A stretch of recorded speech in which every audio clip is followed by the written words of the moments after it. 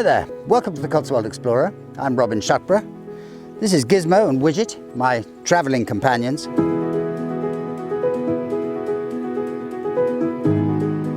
And welcome back to our series, Hidden Gems in the Cotswolds.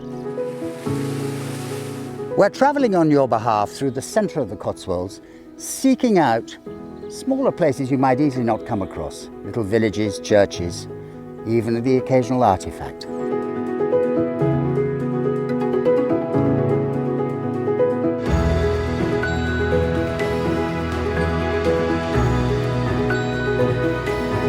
Come with us and let's go and find some wonderful Cotswold gems.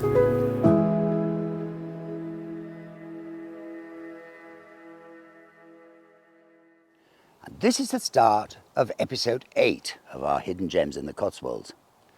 You find Ross and me on a summer's day without our lovely canine friends because it's so hot we can't really bring them out, in a little village called Elkstone, at the top of a valley that we're going to show you in stages. It's a beautiful place with a wonderful church to start with. We're going to show you around. Come with me. In this one episode, and in just a few short miles, we're going to travel a valley and its environs which will give us everything, from ancient Roman remains through a plethora of churches, a medieval castle, and some of the most wonderful Cotswold countryside. It's appropriate, perhaps, that we are on the very western edge of the soft eastern part of the Cotswold, before we drop into the steep valleys and wooded slopes of the Golden Valley and that country dissected by the tributaries of the River Severn. Almost all the waterways from here end up in the Thames, and we don't yet see the vertiginous valleys that run the other way. Evans wrote about this part of the world as follows: "Now this little valley of Danglingworth and the Duntesbournes is the last of those of the East Cotswold type. I have already alluded to the distinction.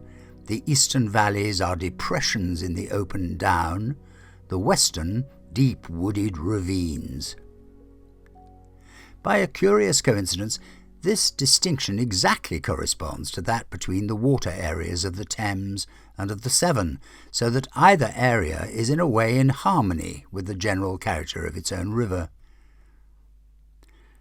The general slope of the whole district is from northwest to southeast, and a glance at the map will show that in the western corner the streams descend from similar altitudes in a much shorter distance, and this will go far to explain the difference in question.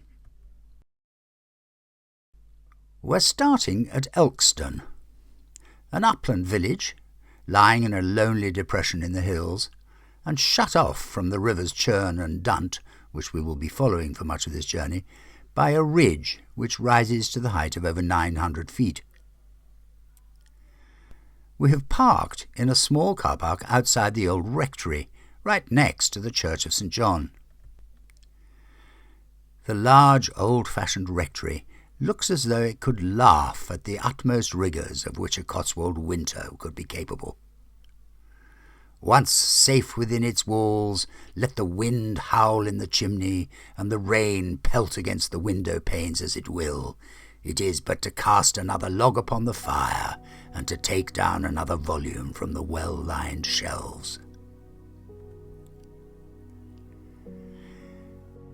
We make a half-turn to the right, and here is the church, which Pevsner describes as follows: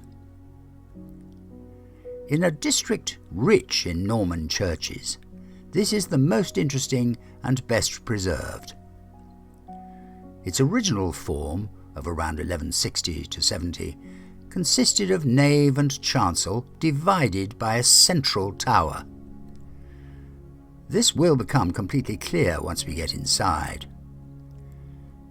The central tower collapsed, or perhaps was demolished, in the 13th century, and was eventually replaced by a splendid 15th century west tower, with its scary gargoyles and statues of musicians on the buttresses. Around the west door, in the base of the tower, is a hood moulded with winged angels at the ends, and what's left of a much mutilated figure of the Virgin Mary, sitting in an image niche. An example of the church's earliest masonry is the north wall, where there is evidence of a very narrow Norman doorway, now blocked in. What's called the corbel table, which shows the original height of the eaves before the walls were raised and the perpendicular windows inserted, is a fascinating collection of human faces, stags and winged horses. This corbel table also survives on the south wall, where the porch, probably built in the 14th century, protects the wonderful south door and its tympanum. The tympanum shows the enthroned Christ, one hand raised in the attitude of benediction, the other holding a book of judgment. His face has been hacked away by some zealous Puritan. Above the head, a hand is stretched from heaven, symbolical of the first person of the Trinity. Right and left are the emblems of the evangelists, the angel, the bull, the lion and the eagle. Above, on the right, is the lamb with the standard of the cross, the emblem of the resurrection, and on the left below, the yawning mouth of hell. The minute you enter the church, you can see where the original tower used to be, between the nave and the chancel. The absolutely beautiful shallow Norman arches, in so many churches replaced with stronger Gothic arches to support subsequent high towers and spires, here in St. John's remain just as they always were. They remind me clearly of the church at Iffley, a suburb of Oxford City, where a church of this design still has its original tower. The little stone staircase that used to give access to the tower now leads to a very unusual chamber above the central section of the church. As a result of all the adjustments needed after the original tower came down, a space was created above the vaulting of the chancel. This space, not being needed for any sacred purpose, was used, highly unusually, as a pigeon loft. This isn't unique in the enormous and complicated annals of ecclesiastical architecture, but certainly extremely unusual. The church has been altered and restored over the years, not least by Waller and Son in 1894, whose activities in this part of the world seem to have no bounds.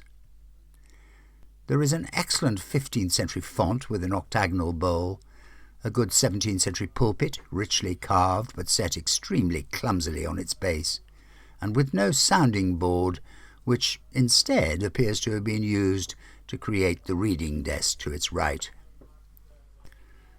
There really is everything here, even if in small measure. Some ancient wall painting above the north nave door, some good stained glass, and some rather amazing coffin lids under the tower with decorated surfaces. Outside in the churchyard there are some good chest tombs with lyre ends, so this church really does have almost everything you could ask for in an ancient country church. I hope you've enjoyed our little trip around Elkstone. It's quite interesting actually, because the atmosphere in this church is quite unlike anything we've seen before. It's been beautiful. We've had a very nice time. Our next stop on this amazing journey is the little village of Winstone. Now, if I'm honest, even I feel that taking a bit of a detour to visit the little restored Norman church of Winstone just might be a step too far. The village itself is a slightly bleak place, a hill village where it's easy to imagine that life before central heating and proper insulation was cold and grim, to say the least. The little church of St. Bartholomew is quite away from the village, and next to the original manor house, now a farmhouse, Manor Farm. Built around the 11th century, the original nave and chancel were altered in the 13th century with the addition of a porch and new windows. The two-stage west tower, probably perpendicular and therefore 14th or 15th century, has short diagonal buttresses and a saddleback roof. There is another of those blocked north doorways showing clear Saxon origins with a huge flat lintel. The south doorway is a little later, with some Norman features such as the lintel and the recessed tympanum. Interestingly, the feet of both door jambs have been cut out, supposedly to allow the largest of the church bells to enter the church. The repairs are still obviously visible. The little church has 6 bells, the tenor from Worcester in 1410, the treble from Gloucester in 1350, and the others by Thomas Ruddall in 1776. The chancel has a particularly amazing north jamb, made of one vast stone, carefully chamfered. Waller and Son did their usual restoration and refurbishments in the late 19th century, when a fair amount of scraping and architectural reshuffling was carried out. Waller was also responsible for most of the furnishings of the church, including the font and pews. The churchyard, peaceful and full of crows, contains the remains of yet another of those 14th century crosses, marking a stopping point for pilgrims of the day, now just 2 steps and a broken upright. The truth is that any doubt I may have had as to if it was worth the journey are quickly dispersed by the amazing peaceful atmosphere of this lovely place. We're heading now for Duntesbournes Abbots, the first of the villages on the River Dunt. This is absolutely classic folding Cotswold countryside, with a little village huddled in the middle, watched over by its ancient church, which we're going to show you around. Come with me. Once part of the estate of Gloucester Abbey, and guarded by a wonderful heavy, centrally hinged gate under a sturdy stone-roofed gatehouse, the Church of St. Peter disguises its Saxon origins rather too well. Most of what you see is late Norman, 13th and 14th century, with a comprehensive restoration done by Waller and Son in 1871. The lower stage of the sturdy west tower is Norman, with typical thin and deep window in the south wall, but the upper stage with its wider window in the west wall is later, perhaps late 13th century, perpendicular in style, topped with a saddleback stone roof and stone bell openings. The porch is definitely Waller's work, but probably a pretty good facsimile of the original, and the door is obviously very old, with heavy nail attachments. It makes a satisfying groan as you open it, and a suitably grave boom as you close it again. I read that it used to have a medieval closing ring, but it looks as though someone has either pulled it too hard or nicked it. Let's hope they know where it is. The feel of the church is spacious, albeit fairly dark because of the extensive 19th century stained glass. And Waller, as was the habit of both him and his son, retained the old stone features, such as the sedilia beneath the southeast window, and the piscina, now rather close to the ground owing to the raising of the floor. It has been widely said that the triple chancel arch, which at first glance I can't deny I rather liked, is over the top for a church of this size. J.C. Cox described it as preposterous in his guide. I'll leave it to you to decide. The decorated font is 12th century, with some lovely carving. But overall, I suppose I come away from St. Peter's feeling that the modern world of the 19th century perhaps treated the ancient world with slightly less respect than it should have. And so Ross and I took to the village streets, with his head sticking out of the top of my car, holding his precious gimbaled camera, to give you the very best impression we could of the remarkable peace and beauty of this little village. Many of the houses are 17th century in origin or earlier. They're grouped around the church, forming a sort of protective necklace, and their age gives them a true sense of gravitas, as if they'd sprung up out of the ground. At this time of year, the wisteria is in full bloom and shows brilliantly on the facades of several of the cottages. The whole place has a comfortable, cosy, well-groomed feel. We're in the valley of the River Dunt, which flows right through the village, and it crosses what was once the lower road to Duntesbournes Lear, forming a long, deep ford, which used to be used for cleaning the wheels of the carts and coaches. What we know for sure is that the beauty of this place didn't escape the Roman settlers after their invasion of Britain in the 1st century AD. Several Roman remains have been found in this area, and the famous Roman road, Ermine Street, runs very nearby. And the Romans were not the first. A long barrow was discovered less than a mile southwest of this village, which is sadly now rather reduced by farming, but shows for how long this place has been appreciated by mankind. Long barrows were constructed as earth or stone mounds, with flanking ditches, and acted as a burial place during the early Middle Neolithic period of 3,400 to 2,400 BC. They are the graveyards of Britain's early farming communities, and are amongst the oldest field monuments surviving in the present landscape.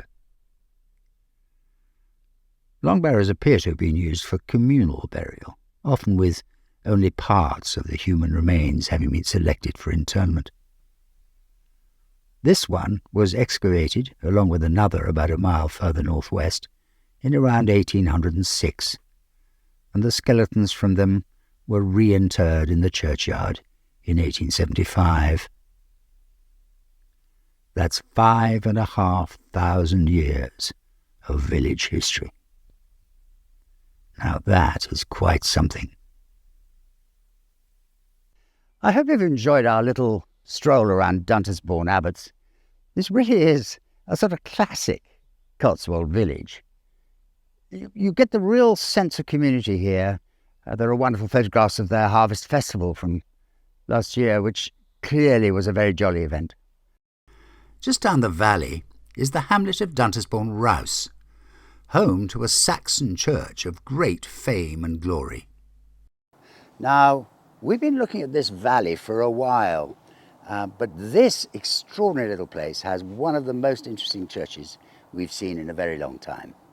We're going to show you round. Come with me. This tiny village, about which Ross and I have heard so much from others and have looked forward so much to seeing, certainly doesn't disappoint. It's tiny, picturesque, and as we've mentioned already about other villages in the area, represents perfectly that kind of Cotswold village that nestles quietly in the folds of the hills, sheltering from the winter gales and snow. It's grown up around the classic limestone river Dunt, around which the village sits with shallow fords connecting the two sides of the valley. It so happens that this village was once home to Alice Oswald and her family. Alice Oswald is the very first female professor of poetry at the University of Oxford, appointed nearly 4 years ago and therefore nearing the end of her term.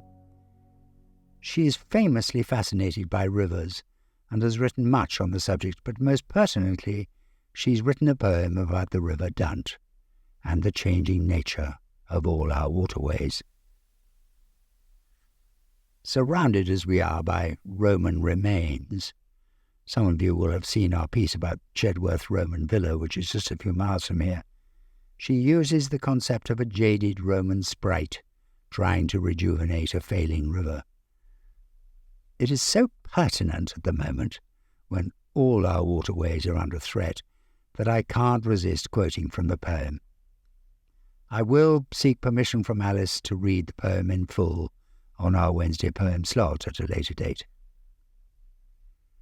The poem is called Dunt, a Poem for a Dried-Up River by Alice Oswald, and these are just a few samples from the long and wonderful work.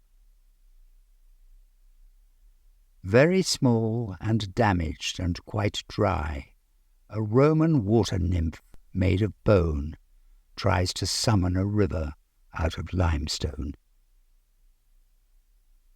Very eroded, faded, her left arm missing and both legs from the knee down, a Roman water nymph made of bone tries to summon a river out of limestone.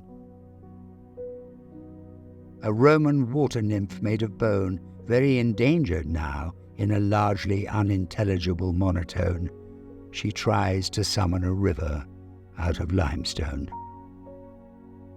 Little distant sound as of dry grass. Try again. Exquisite bone figurine with upturned urn. In her passionate self-esteem she smiles, looking sideways.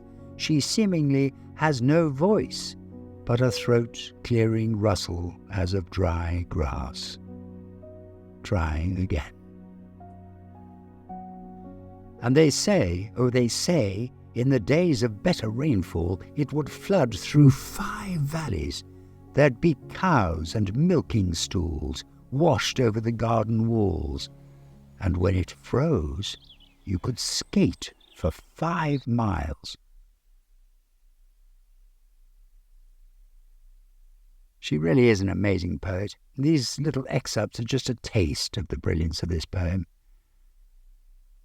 The other star of this tiny village is its lovely little church. Every guidebook should include the tiny church of St. Michael at Duntesbournes Rouse in their list of top places to visit. The church dates from the Saxon period. You will notice Saxon stonework as you approach the church down a sloping path from the road. The west wall under the tower immediately tips you off to its age, with herringbone-style stonework used by Saxon builders. The chancel is Norman, as is the elegant chancel arch. The lower tower dates to the 14th century, and the saddleback was added in 1587. The porch, by contrast, dates from 1756, a date inscribed by the sundial. There are Norman windows in the small chancel, which is decorated with 13th century wall paintings. What survives is purely decorative, light red in colour, and best seen on the north wall. Evans, after passing quite briefly over the church at Duntesbournes Abbots, firstly apologises for this section of his book containing so many churches and begs his readers' sufferance. Perhaps I should join him. I have been banging on about these lovely buildings rather a lot recently. Maybe, just maybe, I will try and mend my ways soon. But he then writes, much more interesting is the little Norman church at Duntesbournes Rouse, which seems to have been but little altered for the last 600 years. The hill on which it is built has a steep decline from west to east, and there is therefore room for a crypt under the chancel, lighted by a small, deeply splayed window. The chancel wall above was blank after the local peculiarity more than once noticed, but a small modern window has been inserted. There is a very curious saddleback tower at the west end, on which there is an inscription that reads, "This was built by John Haldon, mason, in 1587, and the interior contains some good old oak pews and a fine Jacobean pulpit. Altogether, it is one of the most unmutilated churches of its kind in the county. The manor was, with that of Temple Guyting, bestowed by Bishop Fox upon the Oxford College of Corpus, and here the college are also the patrons of the living. It would be pleasant to think that the immunity of the church was in some degree due to this circumstance, but I fear that the inference would not be warranted by a general review of college livings. One final observation is that in the churchyard, as so often in these parts, the gravestones are not all carved with names, as is common elsewhere, but brass plates with the details of those buried therein engraved on them and let into the stone. This is a system that is now rarely, if ever, used. I do hope you've enjoyed our little trip around Duntesbourne villages in general, but Duntesbourne Rouse, which we are in now, the lovely little stream which is the River Dunt, which runs along the valley, these glorious buttercup-ridden fields. It is just classic Cotswolds. We've had an absolutely wonderful time here. We're leaving this lovely place with some reluctance and heading to the village of Danglingworth, where we are promised more great treats. Now, this is just one more village in this extraordinary valley that we've been travelling down in the last few days. We're having such a wonderful time in this great May weather. We're going to show you around. Come with me. This valley, carved from the limestone by the River Dunt, which still forms the artery of all the little villages that dot the valley floor, illustrates perfectly Evan's description of the two kinds of Cotswold landscape. He wrote, "This little valley of Danglingworth and the Duntesbournes is the last of those of the East Cotswold type. I've already alluded to the distinction. The eastern valleys are depressions in the open down, the western deep wooded ravines. By a curious coincidence, this distinction exactly corresponds to that between the water areas of the Thames and of the Severn, so that either area is in a way in harmony with the general character of its own river. Because we aren't following Evans in a proper chronological order, we've already visited, and I have no doubt we'll return to the steep ravines of Nailsworth and the Golden Valley, but at Danglingworth we are, as he suggests, right on the watershed of the two. If you keep your eyes up towards the horizon as you enter this village, you will see the ancient Saxon church high on the western slope, next to the pretty symmetrical Danglingworth house. There's a small car park next to the church for those of you who might want to visit, but the lane up to it is narrow enough for me to advise its use only in a smallish car. However, when you get to it, this church is full of fascinating insights into the dim, distant past, and treasures of all kinds. A great deal of work was done on this church in the 19th century, but its Saxon origins, and in particular its Roman relics, are remarkable. We're very close to Cirencester, or as it was known in Roman times, Corinium, and there are several Roman villas and remains nearby. We have, after all, recently enjoyed a fascinating visit to Chedworth Roman villa, which is close by. And in this church are several relics from this time. Above the porch door is what's left of a fine sundial. Whilst the porch itself is probably 15th century, it uses stone from the original Saxon west door, dismantled when the tower was added, leaving another Saxon sundial on the inner wall over the unusually narrow south doorway, clearly of no use, as the sun never reaches it. The font is of the usual octagonal shape and probably 15th century. The glass is mostly 19th century. And in the floor of the porch is a brass plaque that is worth a look and reads as follows. the direction and distribution of Giles Handcocks, who earth bequeathed to earth, to heaven his soul, to friends his love, and to the poor a £5 dole, to remain forever and be employed for their best advantage and relief in Danglingworth, April the 9th, 1638. Now, one of the reference books I've used to educate myself whilst exploring this region is the remarkable series of architectural guides founded by Sir Nicholas Pevsner in 1950. The volume that covers this area is edited by David Very and Alan Brooks, and in general follows the usual Pevsner format of magnificent detail and fascinating scholarship, but pretty jolly dry on emotion and feeling. This church, however, brings out an emotional response in these sturdy academics that I can't resist reading to you.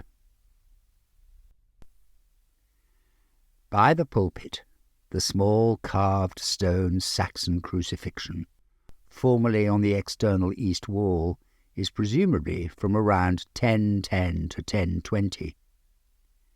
It is markedly different from the other three larger panels, also of local stone, which are Romanesque in style, though certainly pre-conquest. These are most competently executed, but extremely moving in their simplicity. The fact that they were reused as the jambs of the chancel arch, i.e. discarded, must surely argue for a date significantly earlier than the late Saxon church. A 9th to 10th century date is perhaps possible, though even earlier dates have been suggested. The crucifixion by the south door follows the North Syrian tradition, with Christ flanked by Longinus bearing the spear and scourge, and Stephaton with bucket and sponge. In the north aisle are the single but equally moving figures of St. Peter with his key and Christ in majesty, both wearing long robes with knotted girdles.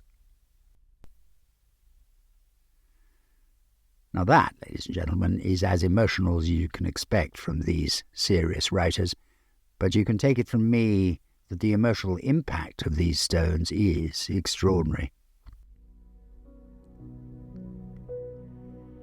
As we drove round the village with Ross sticking his head out of the roof, clutching his incredibly sophisticated gimbaled camera — don't tell the police, by the way — we knew we were capturing the very special atmosphere of a Cotswold village, content in its structure and almost certainly feeling very much like it did 900 years ago.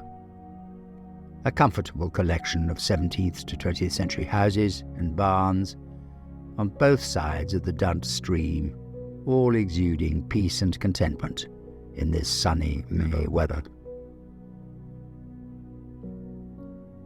There is another nucleus at lower end in a southeast direction where Danglingworth Manor, an early mid-17th century house which has been much altered and extended over the years, has a very splendid 15th century dovecote in the gardens, which is probably the last sign of a colony of nuns from Godstow, who had a cell here and which was patron of the living.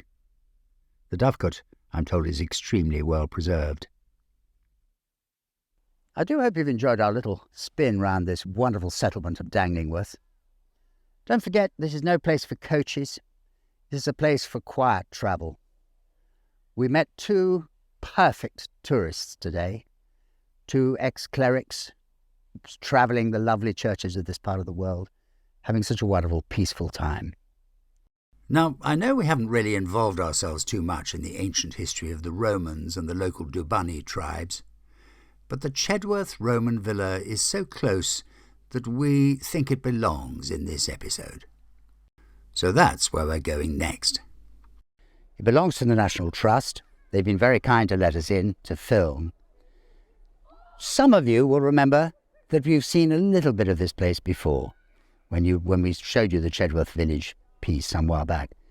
But we're looking at it in more detail on this occasion. Come with me and we'll show you around. Like so many of the greatest discoveries of our age, Chedworth Roman villa was stumbled upon by accident. Writing just 40 years after the event, our trusted guide Herbert Evans, who, as many of you will already know, travelled this area and wrote his book, The Highways and Byways of Elkstone and the Cotswolds, in 1905, described the lucky events that led to the discovery as follows. 40 years ago, you would have seen nothing of the extensive remains which have now been revealed.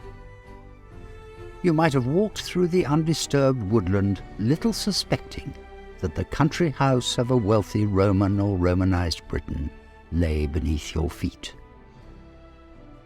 But a little matter sometimes kindles a great fire.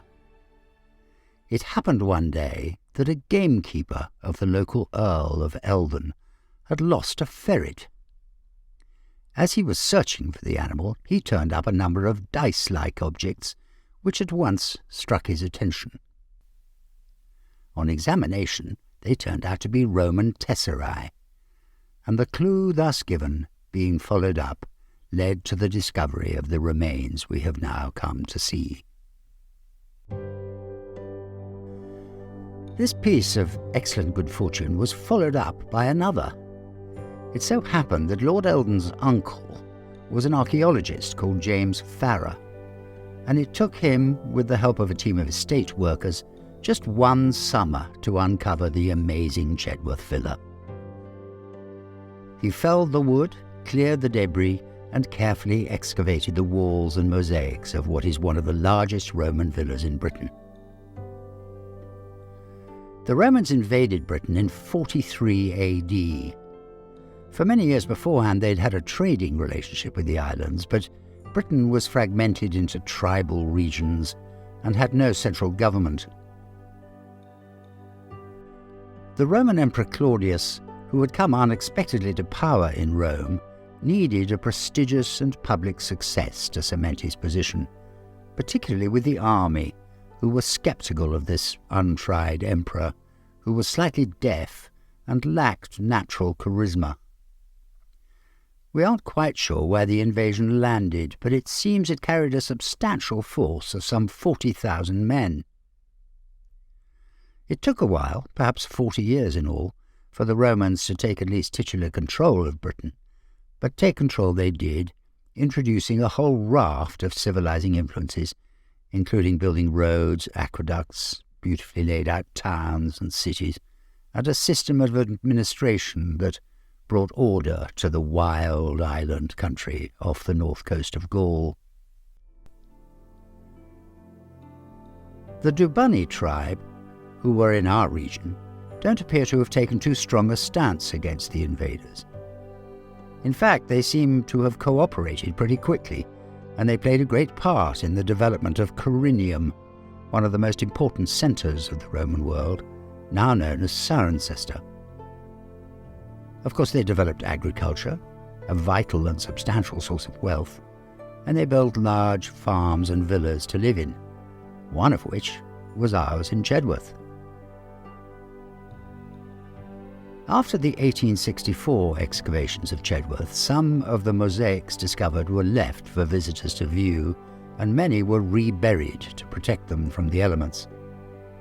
At the same time, a lodge was built to house a museum in which all finds of pottery, jewellery and other artefacts were displayed. In 1924, the villa was transferred to the National Trust, in whose care it has been ever since, and who have continued to preserve the priceless remains and to improve the experience of the visitors. This transfer of ownership was achieved by one of the more unsung heroes of this story, one Welbore Sinclair Badley, who was an amateur archaeologist and justice of the peace living in Painswick. He raised enough money to buy the site from the estate and then donated it to the trust. After such an achievement, and perhaps with some justification, by the time of the 1939 England and Wales Register, he is for the first time officially described as an archaeologist. Of course, the villa's star attraction is its mosaics. In the grand dining room, now covered by a specially designed air-conditioned building and protected for our pleasure, is a depiction of the god of wine, Bacchus, and his lover Ariadne, along with fluted bowls with jewelled rims overflowing with acanthus leaves. Perhaps this image confirms the agricultural purpose of this settlement, but it was certainly built to impress. There are 4 cupids representing the 4 seasons, each depicted holding seasonal articles and wearing seasonal clothes. The whole was designed to be viewed by the diners as they ate and drank at the other end of the room, and to demonstrate the wealth and standing of their host. Mosaics of this quality were extremely expensive. The Trust's archaeologists Martin Papworth and Nancy Grace, working in 2010 on excavating the floors of the west range of the villa, uncovered another mosaic floor running the whole length of the building, some 30 metres. It is the longest corridor of its type in the whole of Britain. It was of course recorded in detail and then covered up again for its protection. Perhaps one day it will be economical to provide the same protective covering as the dining room, and our grandchildren might get a chance to see this extraordinary relic.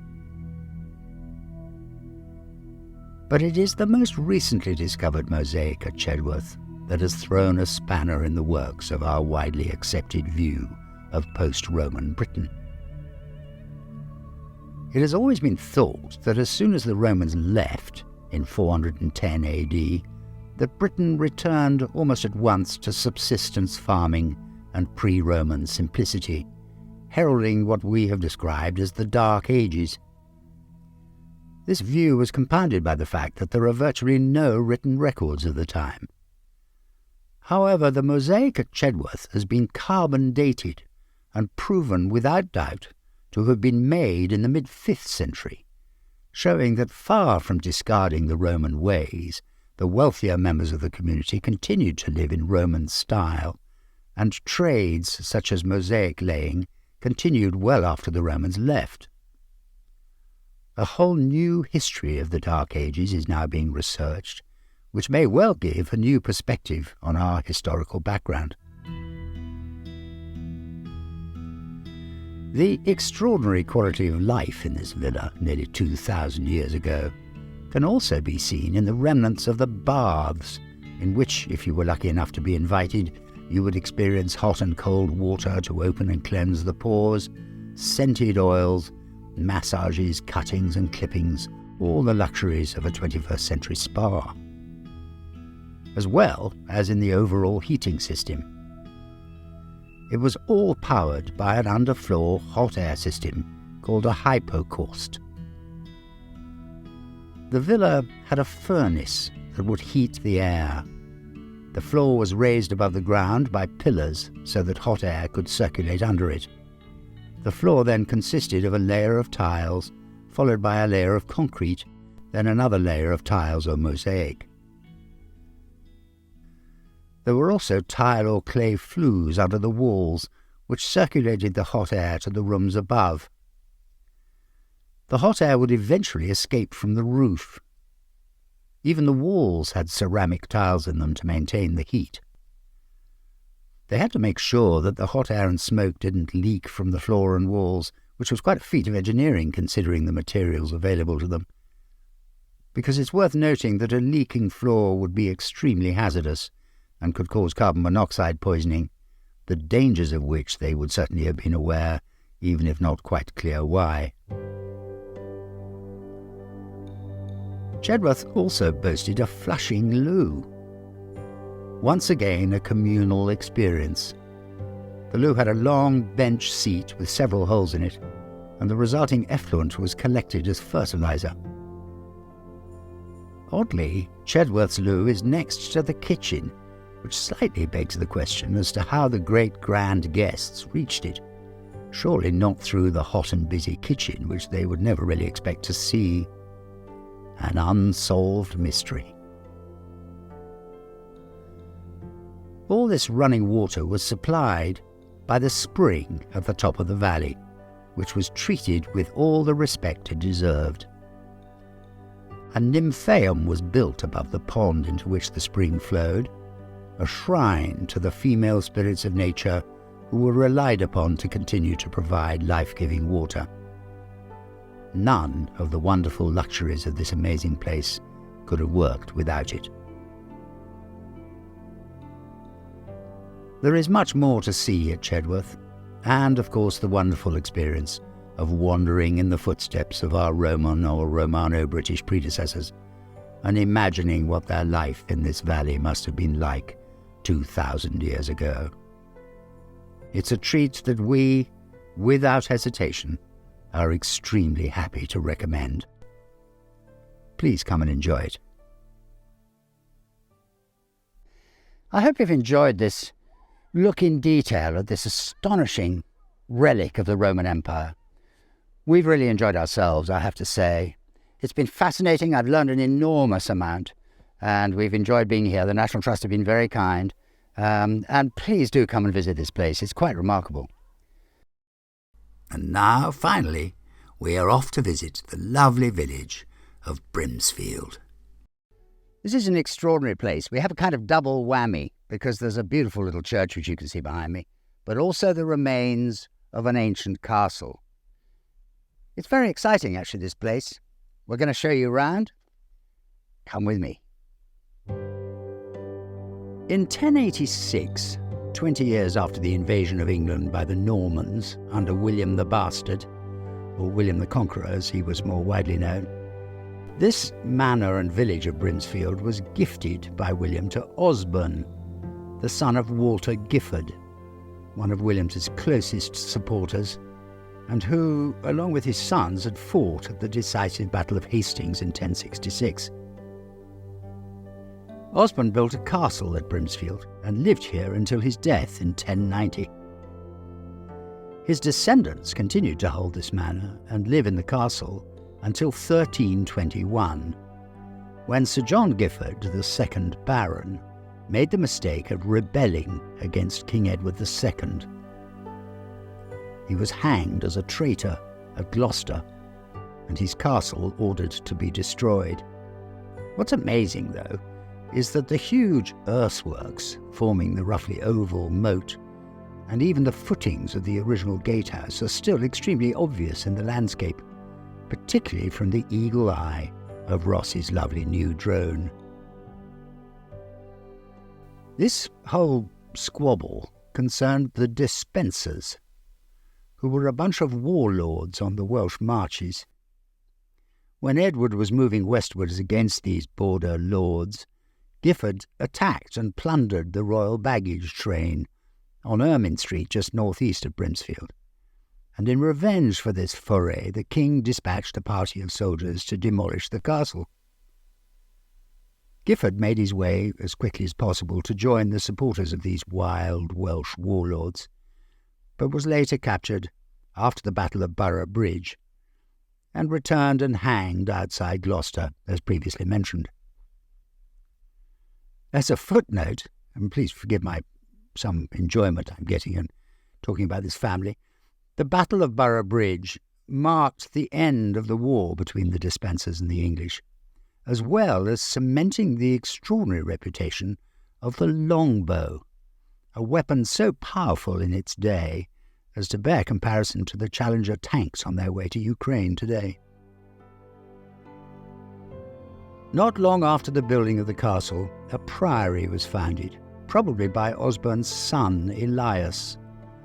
There's little or nothing left of it now except the church, although I understand that on very dry days it's sometimes possible to see the outline of the foundations, and perhaps the windows incorporated in the shed just north of the church might well have come from this little offshoot of the Benedictine Abbey of Fontenay in Normandy. It is, of course, equally possible that these remnants came from the castle itself.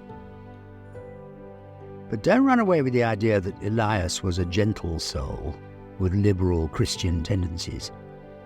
He got himself into terrible trouble with the abbot of Cirencester for erecting a gallows at Brimpsfield and hanging local thieves and vagabonds just a touch too freely, even for the mores of the time. It was a frighteningly violent age. What a long way we've come. Or have we? St Michael's Church was built mainly of stone quarried at Smith's Cross Quarry on Ermine Street, which produced the best walling stone in the whole of the Cotswolds. As always, the church we see today took shape over the centuries. The tower was probably added in the late 15th century, but the original 12th century details are everywhere. The replacement of the tower required all kinds of structural reinforcement, as is often the case, but here some truly imaginative techniques were employed, leaving us with an unusual and extremely pleasing character. A network of arches and buttresses produced a couple of very convenient nave altars, both north and south. The rude loft, whose staircase survives but is blocked off with a piece of wood, would have stretched across the church.